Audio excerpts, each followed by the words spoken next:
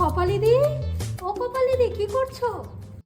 আর কি গো, পোড়া কপাল আমার, কাপড়ই মেলতে হচ্ছে আমাকে। ও মা, সে কি দিদি, তোমার বৌমা কোথায়? তোমার তো হাঁটুতে ব্যথা, সে আসতে পারলো না বুঝি? আর বলো না গো ফুলকলিদি, এই মহারানীর কথা, এখন তো সবে কেবল 9টা বাজে। 12টার আগেও ঘুম থেকে ওঠে নাকি? দিদি তাও তো তোমার কপাল ভালো, কি বলবো। আর আমার ঘরেরটা তো বেলা 2টোর সময় ঘুম থেকে ওঠে, তাও আবার মুখের সামনে সব খাবার দিয়ে দিতে হয়। বাড়ির বউগুলো বলো তো দিদি, বেলা 12টার সময় 2টোর সময় ঘুম থেকে ওঠে? ঠিক বলেছো, ঠিক বলেছো, কেউ এরকম করে না। এই দুটো রাক্ষসী কোথার থেকে যে এসেছে কি বলবো দিদি, আমাদের কপালটাই খারাপ। একদম দিদি একদম।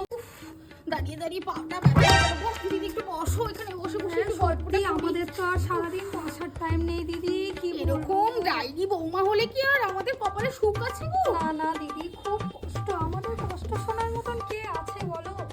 এই সারাদিন মোবাইল ফোন ঘাটে রাত্রে 2টা পর্যন্ত মোবাইলে কি এমন কাজ আছে বলো তুমি? কিছু বলা যায় না, এদের মুখে মুখে কিচ্ছু বলা যায় না দিদি, কিচ্ছু তর্ক করে, তর্ক খালি মোবাইল মোবাইল মোবাইল। কিছু বলতে গেলে তো ছেলেকে বলে দেয়, এটা করে তোমার না না না, আমার শাশুড়ি আমার ওরকম না, আমাকে এত ভালোবাসে।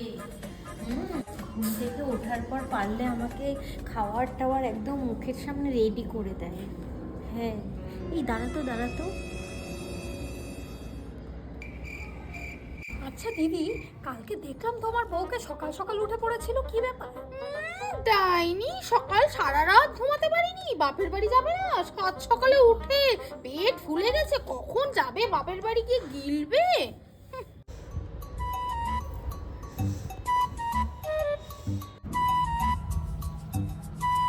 সর্বনাশ হয়ে গেল কপালিদি, তোমার বৌমা সব শুনে ফেললো। আমি চলি আমি কপালিদি।